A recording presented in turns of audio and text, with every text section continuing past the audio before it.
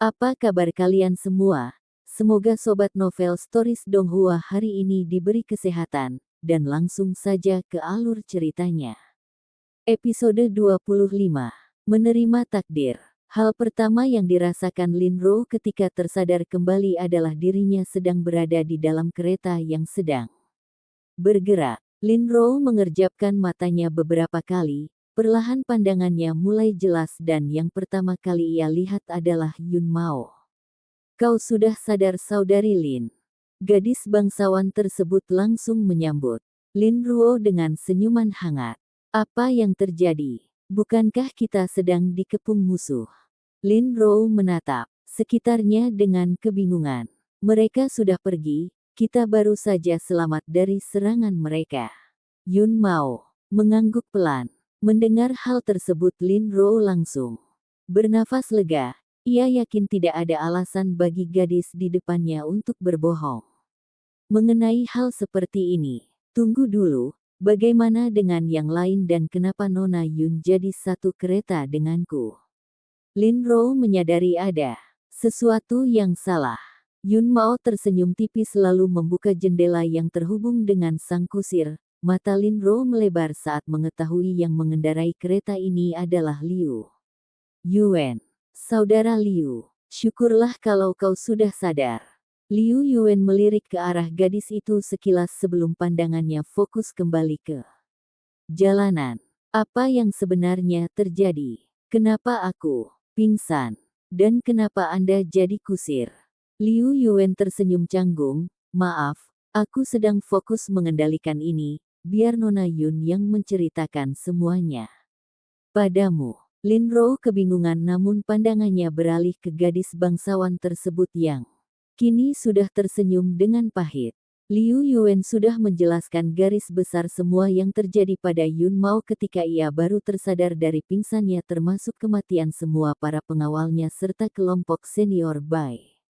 Liu Yuan sempat meminta agar gadis itu menceritakannya juga pada Lin Ruo ketika ia siuman.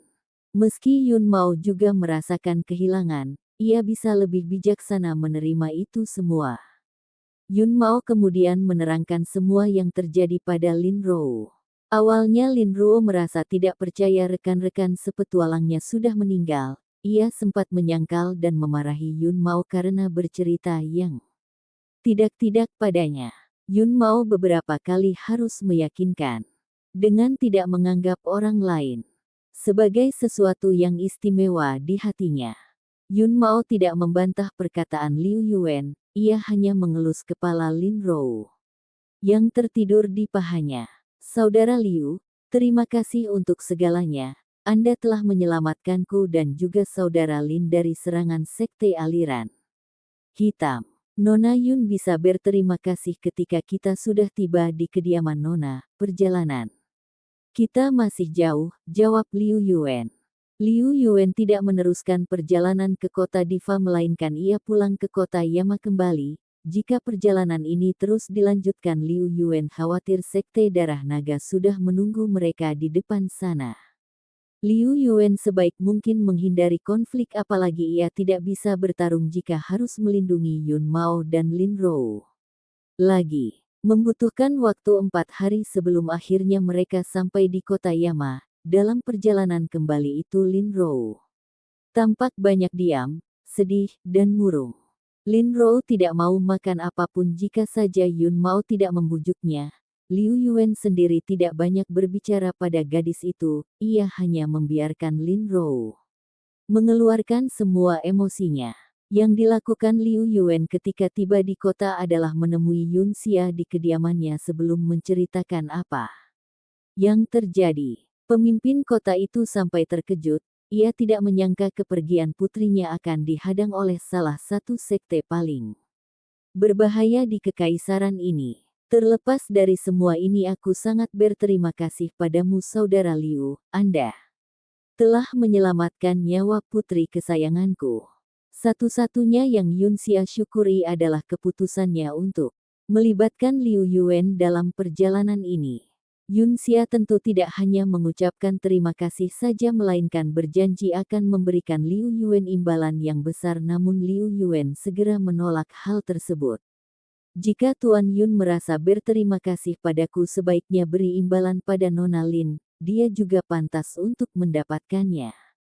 Tentu saudara Liu, aku akan pastikan Nona Lin puas dengan hadiahnya.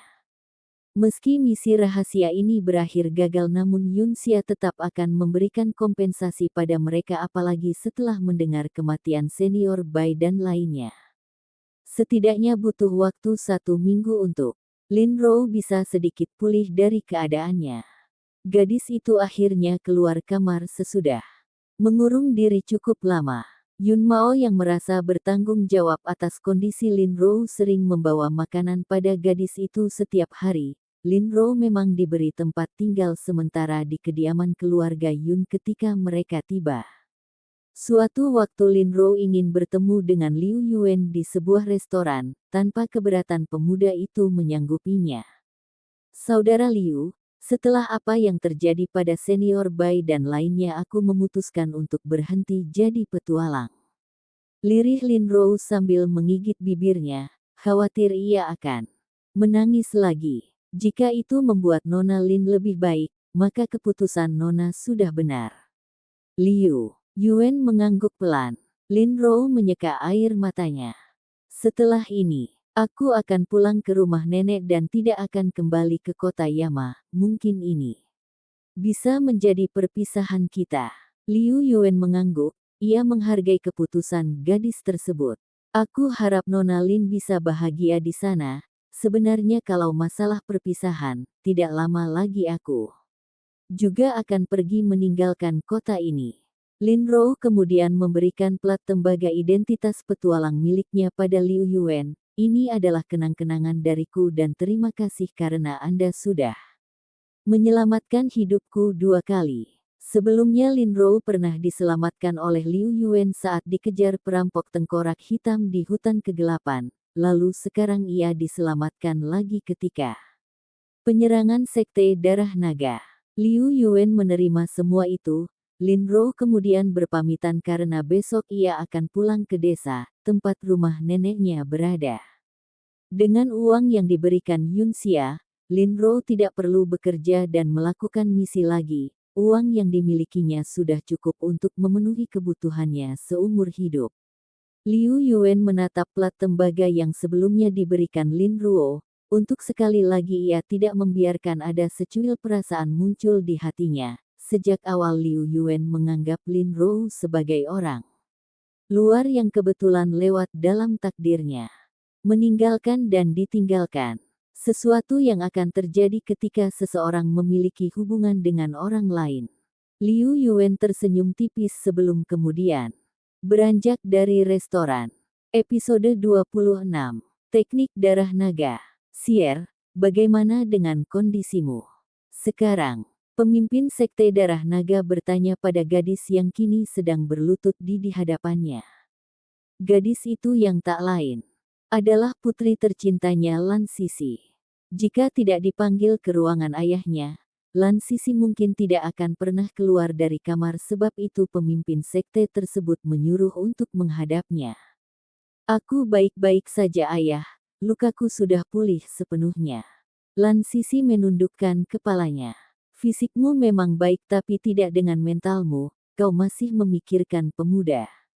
Itu, pemimpin sekte Darah Naga itu menghela nafas, tidak ada lagi putrinya yang suka protes banyak hal, menggerutu, atau cerewet. Semenjak pertemuannya dengan Liu Yuan, Lan Sisi jadi gadis yang banyak diam.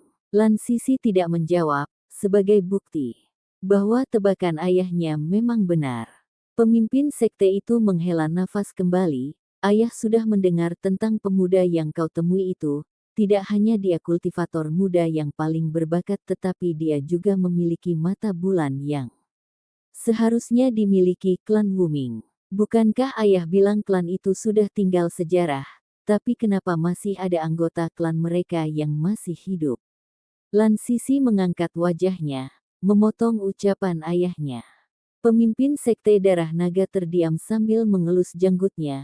Sejujurnya ia juga sama terkejutnya ketika mendengar cerita ini pertama kali. Klan Wuming adalah klan besar yang mempunyai ribuan anggota di dalamnya. Meski kami waktu itu mengepung mereka dengan kekuatan penuh, wajar saja jika ada salah satu yang masih hidup. Sampai sekarang tidak ada yang mengetahui bagaimana hancurnya klan Wuming dalam waktu semalam, namun mereka yang berada di aliran hitam justru mengetahui situasi yang sebenarnya. Seperti yang ada dalam ingatan Liu Yuan, kehancuran klan Wuming memang berkaitan dengan sebuah sekte, namun sekte yang dimaksud tidaklah sendiri melainkan gabungan dari beberapa sekte yang beraliansi. Untuk menghancurkan klan sebesar klan Wuming, dibutuhkan banyak kultivator tingkat tinggi untuk melakukannya. Sekte aliran hitam melakukan persiapan yang panjang dalam merencanakan penyerangan ini. Mereka membuat aliansi besar yang menggabungkan berbagai sekte di Kekaisaran Langit Utara. Salah satunya adalah Sekte Darah Naga yang juga ikut terlibat. Hanya saja rencana matang sekalipun seringkali tidak berjalan sesempurna yang diinginkan. Salah satu contohnya adalah adanya keberadaan anggota klan itu yang masih tersisa. Meski pemimpin Sekte Darah Naga bisa memaklumi kejadian tersebut, namun ia tetap tidak menyangka anggota klan Wuming yang tersisa tersebut memiliki kemampuan yang tak masuk di akal. Dari laporan yang diterima, pemuda yang bernama Liu Yuan ini memiliki usia di bawah putrinya, namun mempunyai kemampuan yang tinggi hingga bisa menghabisi seluruh bawahan anaknya seorang diri. Jika yang melaporkan itu bukan dari salah satu tangan kanannya, mungkin pemimpin Sekte Darah Naga akan meragukan berita tersebut. Ayah sudah mencari tahu pemuda yang menghabisi banyak anggota kita itu.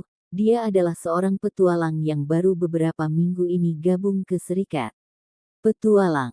Serikat Petualang. Lan Sisi terkejut. Kultivator seberbakat itu bukan berasal dari sekte besar aliran putih. Memang sulit dipercaya, tapi dia memang bukan dari sekte aliran putih manapun.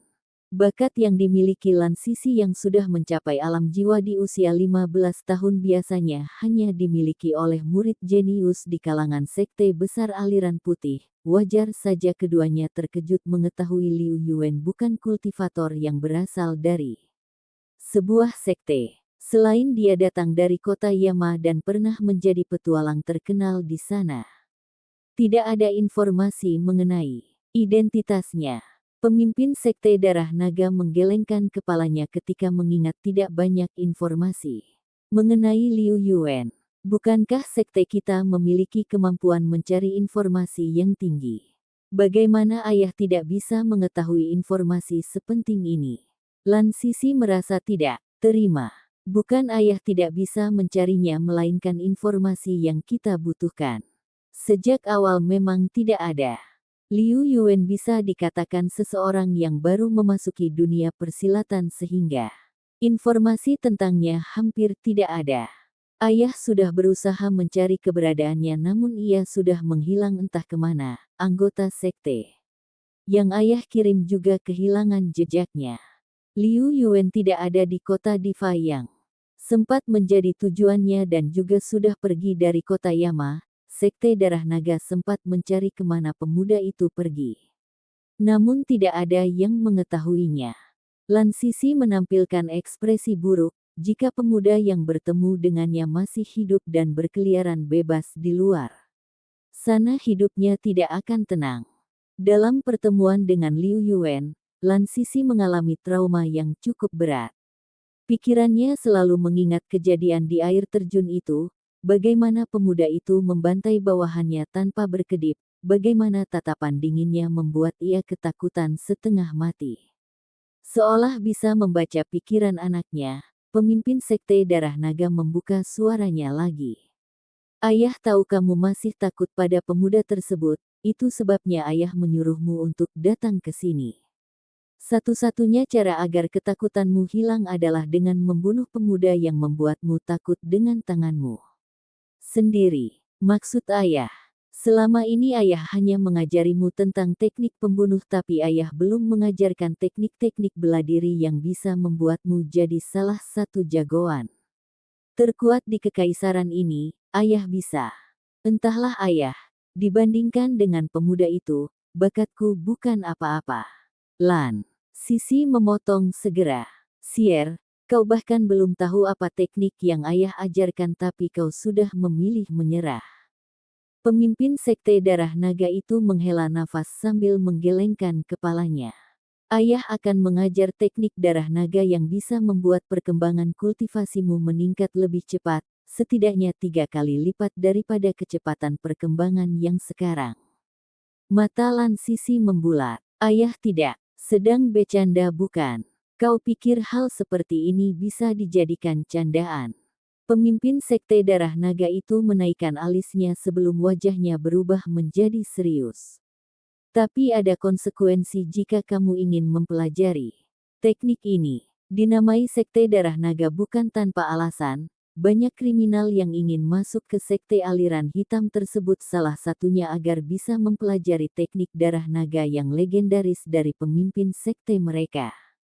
Aku tidak peduli dengan konsekuensinya, apapun itu asal membuatku menjadi kuat. Bagus, itu baru putri dari pemimpin sekte darah naga. Tentang konsekuensinya, ketika kamu mulai berlatih teknik ini, kau tidak boleh berhenti sebelum bisa menguasainya, tidak peduli berapapun lamanya. Pemimpin sekte itu menambahkan bahwa Lan Sisi kemungkinan bisa menguasai teknik darah naga lebih cepat dibandingkan siapapun yang ada di sektenya karena gadis itu memiliki bakat yang luar biasa. Pemimpin Sekte Darah Naga akan memberikan satu ruangan pada Lan Sisi agar bisa fokus mempelajari teknik darah naga seluruhnya. Jika gadis itu keluar dari pelatihan suatu saat nanti, maka perkembangan kultivasinya akan meningkat ke tahap yang mengerikan. Lan Sisi kini mempunyai harapan dengan teknik yang diajarkan ayahnya agar ia bisa menjadi lebih kuat. Dan yang paling utama adalah cara agar bisa mengalahkan Liu Yuan. Episode 27. Melewati sungai. Liu Yuan pergi ke sebelah barat dari kota Yama, arah yang berseberangan dengan arah kota Diva sebelumnya. Kepergian Liu Yuan tidak diketahui siapapun kecuali hanya dirinya seorang. Hal itu disengaja agar tidak siapapun orang yang bisa melacak keberadaannya. Liu Yuan sadar cepat atau lambat Sekte Darah Naga akan mencari keberadaannya, meski dirinya tidak takut pada mereka tapi ia lebih suka menghindari konflik yang menurutnya tidak perlu. Kekaisaran ini jauh lebih luas dari yang aku duga, masih membutuhkan waktu lama hingga aku sampai tujuan. Liu Yuan menggaruk kepalanya. Liu Yuan saat ini sedang memegang peta yang diberikan Yun Xia padanya. Peta itu menunjukkan seluruh daratan kekaisaran langit utara yang begitu besar. Dengan berbekal peta itu Liu Yuan bisa percaya diri pergi sendirian tanpa khawatir akan tersesat. Liu Yuan menggunakan ilmu meringankan tubuhnya untuk berpergian dengan cepat. Sekitar 5 hari berlalu dirinya meninggalkan kota Yama. Liu Yuan terus bergerak tanpa henti kecuali untuk makan dan mengisi ginya. Liu Yuan kemudian tiba di sebuah sungai yang besar, membuat langkahnya harus terhenti di sana. Tidak ada kapal yang lewat, apa mereka tidak beroperasi hari ini? Dari tepi sungai Liu Yuan sempat melihat ada bekas kapal yang mendarat, ia menebak kapal-kapal di sekitaran sungai ini biasanya akan berhenti di sini. Liu Yuan memilih menunggu kapal tiba sembari ia mengisi ginya yang sudah kurang dari separuhnya akibat menggunakan ilmu meringankan tubuh. Secara terus-menerus, Liu Yuan duduk di sebuah pohon tak jauh dari tepi sungai itu sebelum kemudian dia mengisi ginya dengan teknik pernafasan. 1 jam berlalu masih tidak ada tanda-tanda kapal akan datang. Liu Yuan yang sudah mengumpulkan ginya akhirnya memilih berlatih untuk memanfaatkan waktu tersebut. Aku masih membutuhkan sedikit esensi energi lagi untukku bisa menerobos ke tahap selanjutnya. Setidaknya aku harus perlu bermeditasi selama beberapa jam. Tingkatan Liu Yuan saat ini berada di alam raga tahap 6 dan hampir akan menerobos ke tahap 7. Yang dibutuhkannya sekarang adalah hanya sedikit esensi energi yang bisa ia dapat dengan berlatih, mengonsumsi sumber daya, atau bertarung.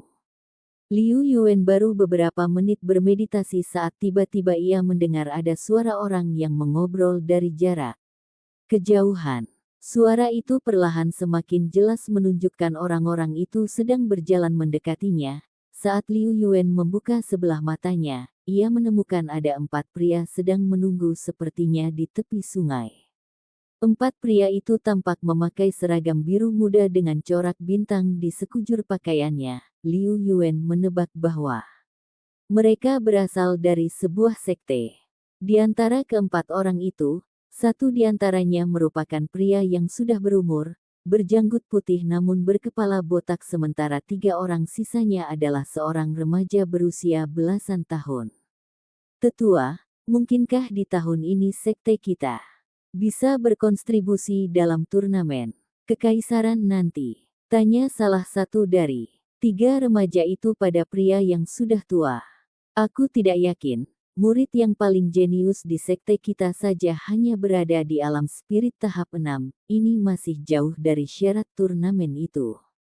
Pria tua menggelengkan kepalanya pelan. Berarti sekte kita tidak akan daftar. Yang bertanya tadi tampak kecewa. Sudah sepatutnya seperti itu, tahun kemarin juga begitu.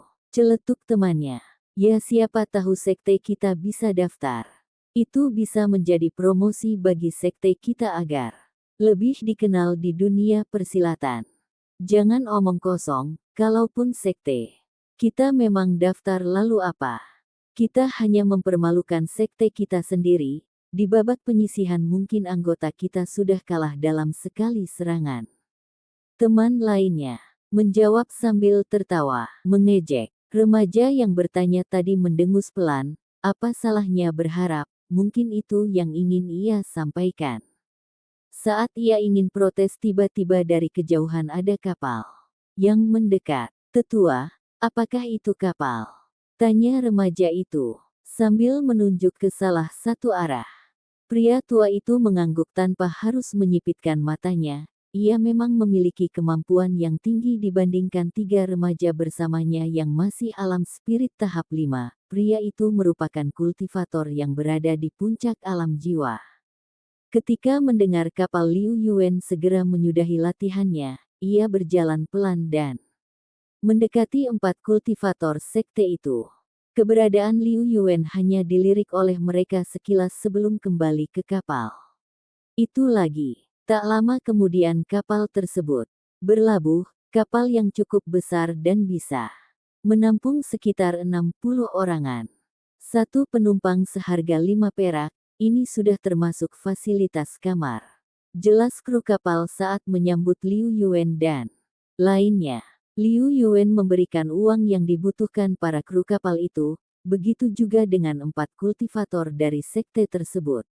Kru kapal segera memberi kunci beserta nomor kamar yang bisa Liu Yuan pakai. Setelahnya mereka diperbolehkan untuk naik. Di kapal itu ternyata sedang tidak memiliki banyak penumpang. Liu Yuan merasa bisa lebih leluasa karena biasanya kapal sebesar ini memiliki banyak fasilitas. Liu Yuan tidak langsung ke kamar melainkan ia duduk di salah satu meja rekreasi, menikmati suasana perairan yang mengejek. Remaja yang bertanya tadi mendengus pelan, apa salahnya berharap, mungkin itu yang ingin ia sampaikan. Saat ia ingin protes tiba-tiba dari kejauhan ada kapal yang mendekat. Tetua, apakah itu kapal? Tanya remaja itu, sambil menunjuk ke salah satu arah. Pria tua itu mengangguk tanpa harus menyipitkan matanya. Ia memang memiliki kemampuan yang tinggi dibandingkan 3 remaja bersamanya yang masih alam spirit tahap 5. Pria itu merupakan kultivator yang berada di puncak alam jiwa. Ketika mendengar kapal Liu Yuan segera menyudahi latihannya, ia berjalan pelan dan mendekati 4 kultivator sekte itu. Keberadaan Liu Yuan hanya dilirik oleh mereka sekilas sebelum kembali ke kapal. Itu lagi. Tak lama kemudian kapal tersebut Berangsur lama, baru beberapa menit kapal mereka berlayar tiba-tiba lonceng kapal berbunyi dengan keras. Kru kapal tampak panik sambil berseru satu sama lain. Liu Yuan melihat ke satu arah sebelum akhirnya mengerti situasinya. Perompak, perompak, ada perompak. Sial, kenapa kita harus bertemu mereka? Sekarang, Liu Yuan mendengar kepanikan para kru kapal itu. Ia menghela nafas pelan. Di darat ataupun di air masalah tetap saja ada dan datang. Berbeda dengan Liu Yuan yang tenang, reaksi keempat kultivator sekte itu justru berbeda. Tetua, ada perompak, apa sebaiknya lenyapkan mereka? Ucap salah seorang remaja tadi. Dari ukuran kapalnya, total perompak itu sekitar 40 orangan. Aku ragu kita bisa melawan mereka semua. Tetua itu tersenyum tipis. Perlahan tapi pasti kapal perompak itu semakin mendekat. Mereka mengendarai 4 kapal kakap yang bisa bergerak cepat untuk mengepung kapal yang ditumpangi Liu Yuan. Setelah mengunci pergerakan kapalnya, tidak membutuhkan waktu lama hingga para perompak itu berlompatan ke kapal dan membuat kru serta para penumpang lain jadi panik. Sampai jumpa di episode selanjutnya. Selamat beraktivitas dan sampai jumpa.